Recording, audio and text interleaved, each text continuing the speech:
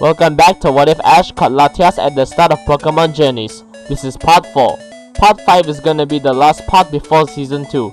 Not many episodes left, so stay tuned for the next season with a few special episodes. And I want to clarify something. The episodes with small tweaks are for your speculation, just credit me. Anyways, enough talk. Welcome back to Pokemon Journeys, it starts again. Episode 26 focuses on comedy, so Latias is just a side character. Episode 27, instead of being an Ash episode, it's a Go episode, aka Go catching Galarian Farfetch'd.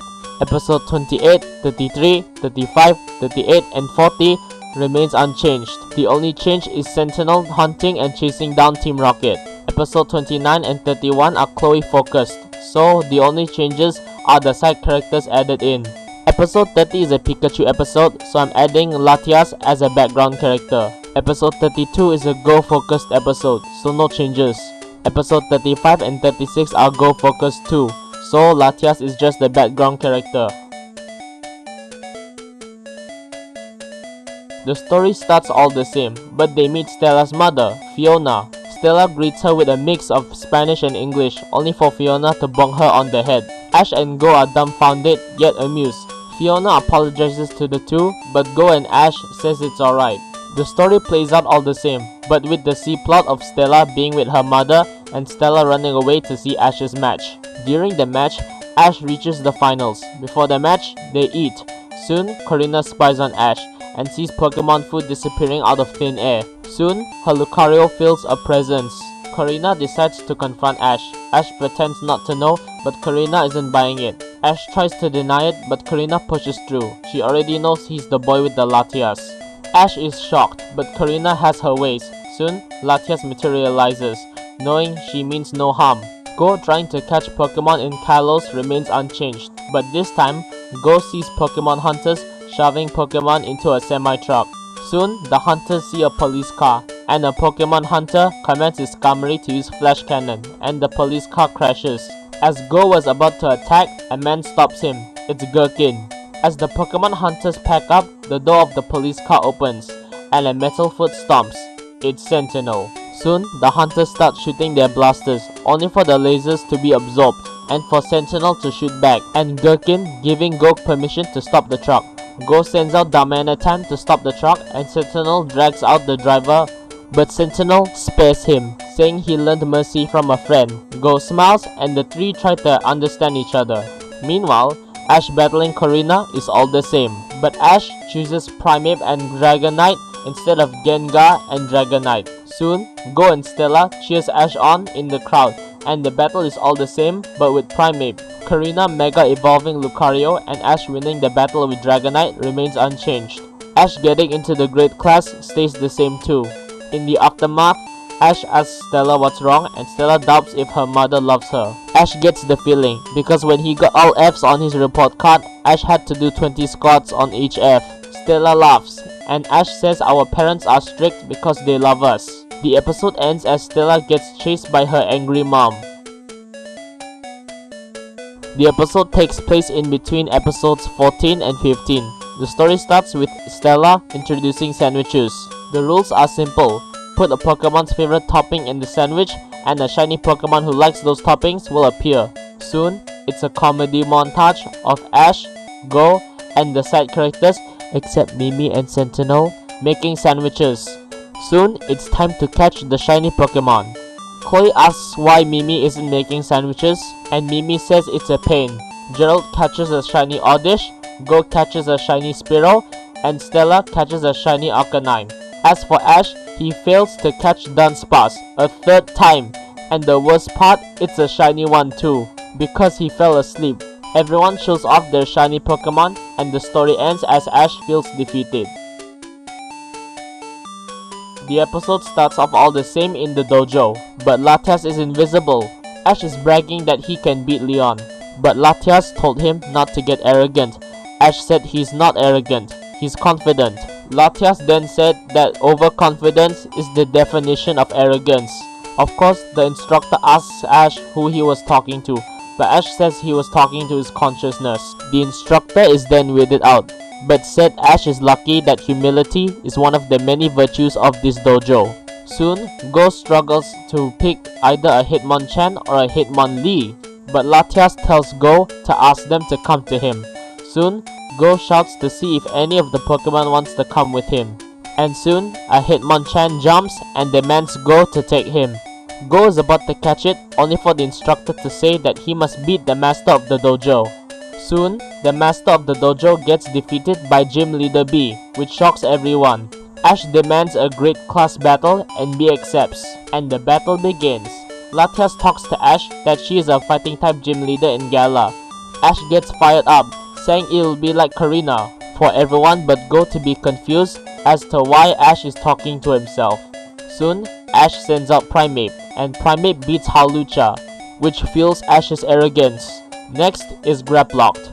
It was a close battle, but Graplocked beats Primeape with Octolock. And when Ash sends out Riolu, he tries to outsmart B, but B was one step ahead and uses Octolock again. This angers Ash, but Latias sighs in disappointment. And soon, Graplocked defeats Riolu with Liquidation. Ash feels defeated and he clenches his fist, and his ranking lowers back into the normal class. The Rotom drone flies away, and B then walks up to the invisible Latias and pets her. Latias then materializes out of thin air, and this shocks everyone. Ash is shocked too, and B says he can't protect Latias forever, but what he can do is train Latias so she can defend herself. B then tells Ash to battle her when he is more prepared, and Ash accepts the knowledge of his mistake and apologizes to Latias, and Go challenges the master of the dojo to battle him. In the Pokemon Center, Go gets a Hitmonchan, and the episode ends as Ash trains alongside with Latias. The intro is all the same, but Mimi and Latias are here. Soon, they meet Professor Kukui, and Mimi checks on Team Skull. Soon, it's a reunion for everyone. Ash meets Lei, Go meets Lana, Mimi meets Guzma and gives him a hug. Soon, everyone is at the welcome back party, but Mimi and Kiawe argue who is the better rival for Ash. Go tries to calm them down, only for them to glare at Go like in anime comedy. Soon, Kiawe and Mimi argue again, and the two decide to battle. Soon, it's Turtonator versus Greninja. The battle was close, but Greninja was dodging, and Mimi tempts Kiawe to use a Z move. Kiawe thinks this is a trap, so he commands Flamethrower, only to find out it's Zorua using Illusion.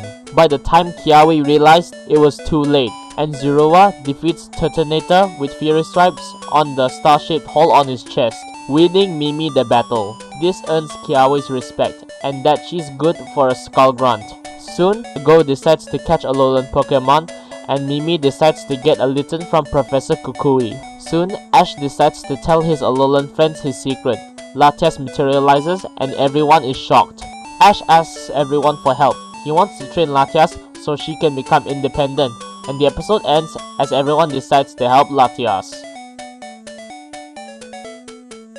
The story starts in between episode 37 and 38, with everyone training Latias, but Pikachu sees people cutting down trees, and Pikachu and Raboot decide to go check it out. But what they didn't know is that Mimi's Zorua and Greninja are following them.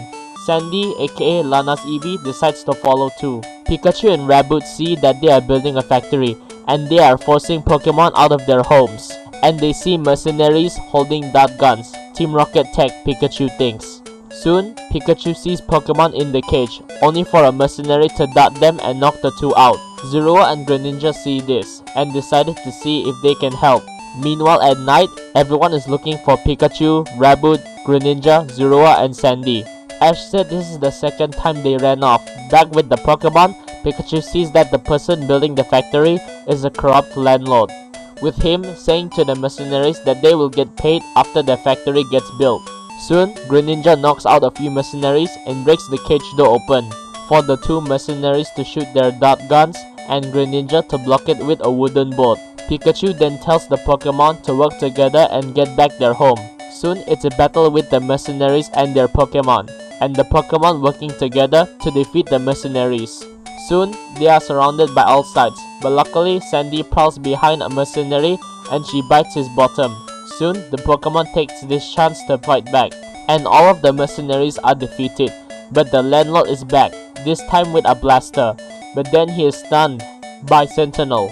Pikachu asks why he is here, but Sentinel said the landlord is guilty of forgery. This is not lawful advice, please do not sue me. The landlord and the mercenaries get arrested, and everyone reunites with their trainers. The episode ends as Pikachu waves goodbye to the Pokemon when they go on a boat. The intro starts off all the same. Of course, Bee doesn't remember Ash, but she remembers Riolu, Primeape, and Latias. Chuck knows Latias is present too, and he asks her to come out. Latias then materializes and asks how he knew, and Chuck laughs, saying it was training. Soon, they get permission to use Chuck's gym. Soon, it's Pikachu versus Hitmontop. Pikachu was able to beat Hitmontop, but when Bee sends out Graplock, she commands Octolock, and Pikachu gets defeated with Liquidation. Soon, it's Riolu versus Graplock. Riolu gets grabbed with Octolock, but Riolu doesn't resist and uses Force Palm to break free. Graplock and Riolu battle, and they both faint. It's a tie. Later, everyone has sweets Chuck made, and everyone sees a side of Bee that no one knew. The episode ends as Bee and Ash promises to fight in the Ultra class. This happens during episode 42. Sentinel is investigating the macrocosmos thanks to a scientist that removed his Directive 4. He is still looking for that scientist. Soon, he hears rebels are going in. He breaches the door only to see civilians looking for a place to stay. Soon, Oleana and a macrocosmos SWAT team arrives. Oleana demands Sentinel step away, only for Sentinel to shoot a warning shot. An MC member asks if they should attack him. Oleana scowls, saying he can't shoot back, and Oleana commands the MC members to open fire. Soon, Sentinel, unexpectedly, can shoot back. This shocks Oleana, but she realizes it's the ex-scientist's doing. Soon, Macrocosmos gets shot, by lasers of course, aka from Sentinel's wrist blaster. And Sentinel orders the civilians to escape. Oleana escapes, but Sentinel knows he did the right thing. The episode ends as the scientist, Kirby-Ro, calls him via the comlink. Thank you so much for watching. I'm gonna finish the first season before the end of the year, and I want to thank this guy for the ranked battles gameplay, link in the description. Feel free to tweak it, just give constructive criticism and it's okay. Maybe even make a response video. I'll be leaking the first season of my script in part 5, so you guys know what I said in the videos. Anyways, see you next time. Bye.